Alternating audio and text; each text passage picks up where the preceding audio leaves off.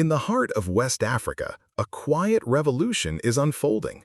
It's July 2025, and the fields of Burkina Faso are alive with the hum of engines and the glint of red metal. These are not the machines of foreign donors or distant corporations.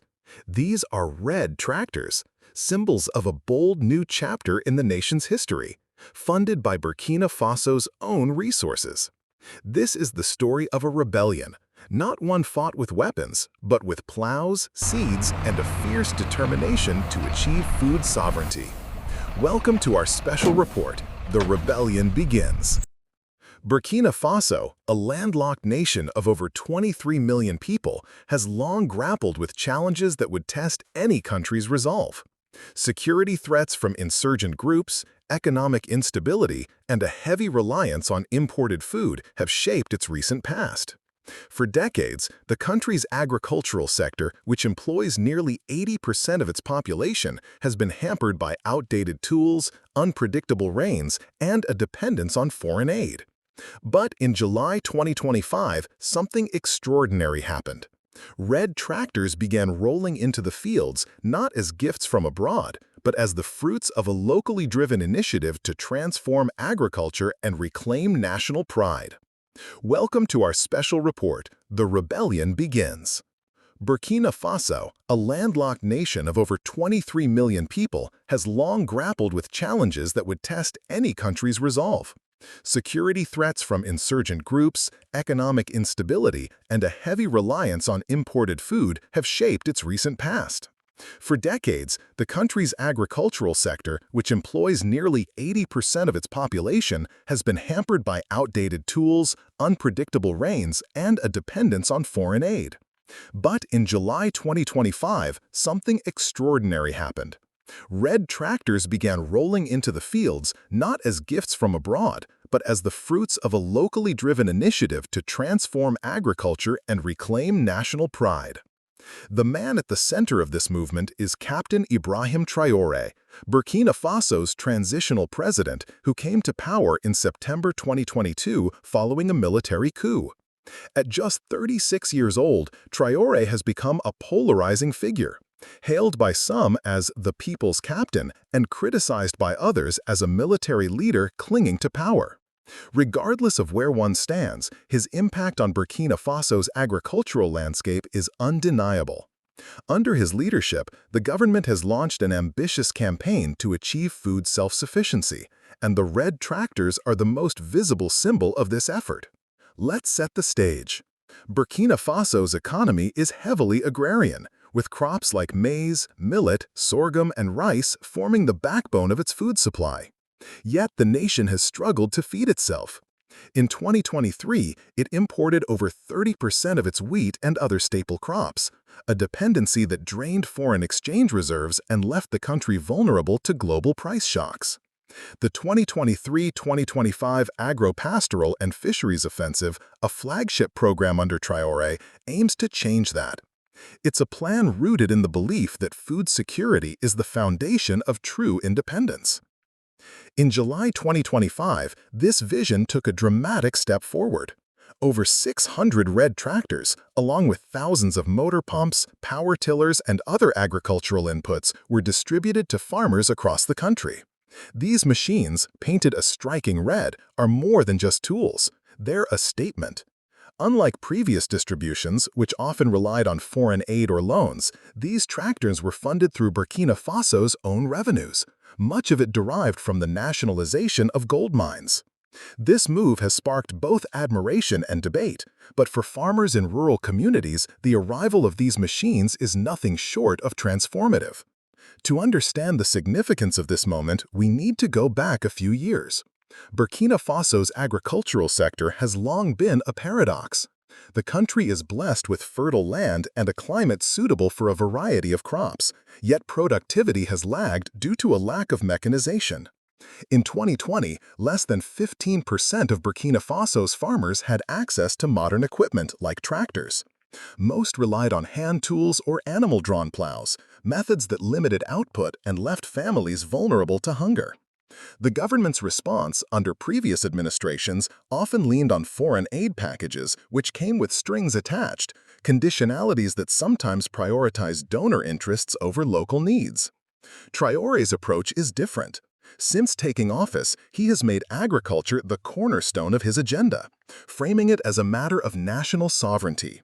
His government has poured unprecedented resources into the sector, with investments totaling over 104 billion CA francs, approximately 179 million USD, in 2025 alone. This funding has supported not just tractors, but also 70,000 tons of mineral fertilizers, 15,000 tons of crop seeds, and 1,580 tons of fish feed, among other inputs. The goal? To double agricultural output by 2026 and reduce reliance on imports to near zero. To dig deeper into what this means for Burkina Faso, we spoke with Dr. Awa Sawadogo, an agricultural economist based in Ouagadougou. This is a pivotal moment, she explains. The red tractors are not just about mechanization. They represent a shift in mindset. By funding this through internal resources, particularly gold revenues, the government is signaling that Burkina Faso can control its own destiny. But the challenge lies in execution, ensuring these machines reach the right farmers, are maintained, and are paired with training to maximize their impact. Dr. Sawadogo's point about execution is critical. The distribution of 608 tractors in May 2025, followed by additional units in July, was a logistical feat. The government deployed these machines to mechanized farming brigades across all 351 communes of Burkina Faso.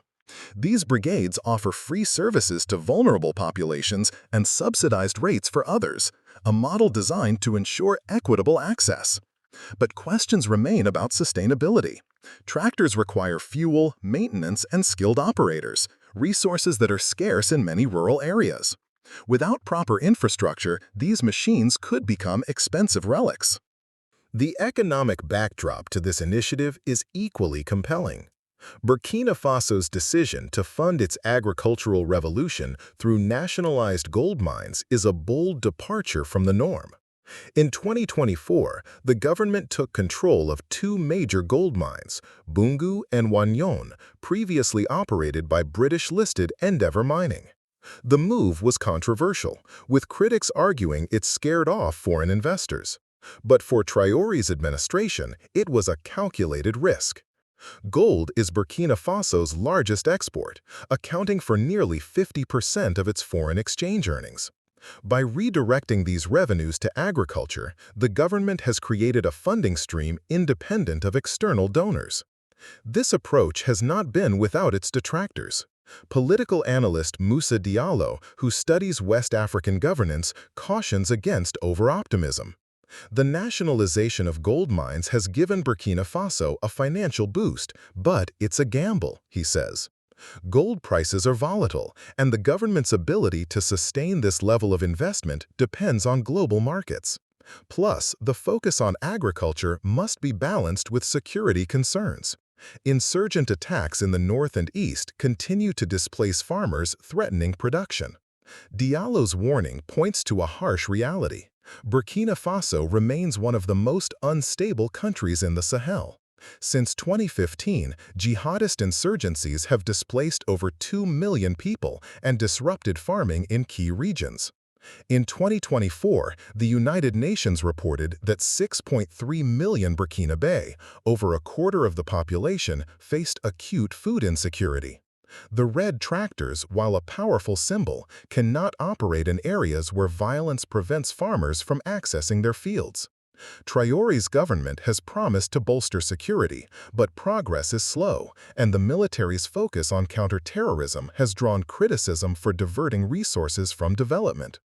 Despite these challenges, the mood in Burkina Faso's rural communities is one of cautious optimism. In the village of Koudougou, 100 kilometers west of Ouagadougou, farmer Aminata Ouedraogo is among those benefiting from the new equipment. Before, we worked with hoes and ox carts, she says. It took days to prepare a small plot. Now, with the tractor, we can plow 10 times as much land in a single day. This means more crops, more food, and maybe a chance to sell surplus at the market. For Aminata and thousands like her, the red tractors are not just machines, they're a lifeline. The government's investment extends beyond tractors. In July 2025, Burkina Faso launched the Presidential Initiative for Agricultural Production and Food Self-Sufficiency, or IPP3A. This program targets 8 key value chains, including rice, maize, wheat, and fish, aiming to make the country a net exporter of these commodities by 2027. One notable achievement is the introduction of wheat cultivation, a crop previously imported in large quantities. Pilot projects in the northern regions have shown promising yields, with the government providing free seeds and training to farmers willing to experiment. This focus on diversification is a game-changer. Historically, Burkina Faso's agriculture has been dominated by rain-fed crops like millet and sorghum, which are vulnerable to climate variability.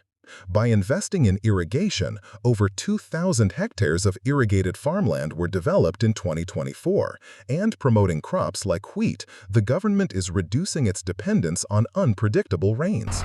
This is particularly crucial in a region where climate change is lengthening dry seasons and intensifying droughts. But what sets this initiative apart is its emphasis on local empowerment. Unlike past programs that relied on foreign expertise, the 2025 campaign involves local agricultural agents who train farmers on modern techniques. Over 1,000 motorbikes were distributed to field agents in July, enabling them to reach remote areas and provide hands-on support. This grassroots approach has won praise from farmers' unions, who see it as a departure from top-down policies of the past. To get a sense of the broader implications, we turn to Dr. Kofi Amegashi, a regional development expert based in Accra, Ghana. Burkina Faso's experiment is being watched closely across Africa, he says.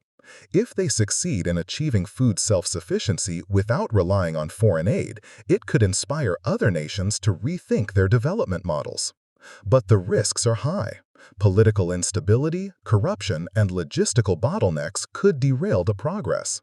The red tractors are a start, but they need to be part of a broader ecosystem of reforms. Dr. Amegashi's point about an ecosystem is key. The tractors are only one piece of a larger puzzle. The government has also invested in processing units, with 10 new facilities established in 2025 to transform raw crops into value-added products like flour and fish feed.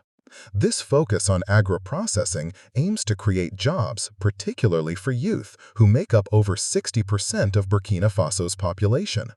By turning maize into packaged meal or fish into canned goods, the country hopes to capture more value domestically and reduce its trade deficit. Economically, the numbers are staggering. The 104 billion CFA franc investment in 2025 dwarfs previous agricultural budgets, which averaged 20 billion CFA franc annually from 2018 to 2022. Over 78 billion CFA of this came from gold revenues, with the remainder from state coffers. This level of domestic funding is unprecedented in Burkina Faso's history and reflects a broader shift toward economic self-reliance. In 2024, the government reduced its foreign aid dependency by 15%, a trend that continued into 2025 with the redirection of gold profits. Politically, the red tractors carry a deeper message. Traore's government has used them as a symbol of defiance against what it calls neo-colonial dependence on Western aid. In July 2025, Traore himself addressed a crowd in Bobo-Dioulasso, where he handed over the keys to the tractors. "These machines are not gifts from foreigners," he declared. "They are the sweat of our people, the wealth of our land. This is how we build a Burkina Faso that stands tall." His words resonate with a population weary of external influence, but they also raise questions about the long-term viability of his approach. Critics argue that Traore's focus on agriculture, while laudable, may be a distraction from deeper governance issues. Burkina Faso's transition to civilian rule, originally slated for 2024, was postponed, and Traore's leadership remains unelected. Some analysts see the agricultural push as a way to consolidate public support amid growing calls for democratic reforms. Others point to the risk of over-centralization, with the government controlling both the production and distribution of resources, potentially stifling private sector innovation. Yet, for now, the red tractors are rolling, and their impact is undeniable.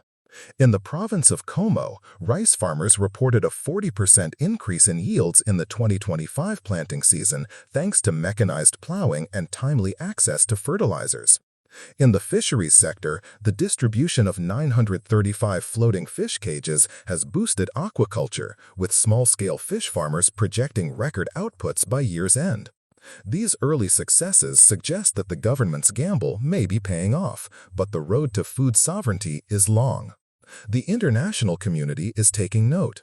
In July 2025, Russia donated 709.5 tons of yellow peas to Burkina Faso through the United Nations World Food Programme, a gesture that underscores the country's growing geopolitical significance.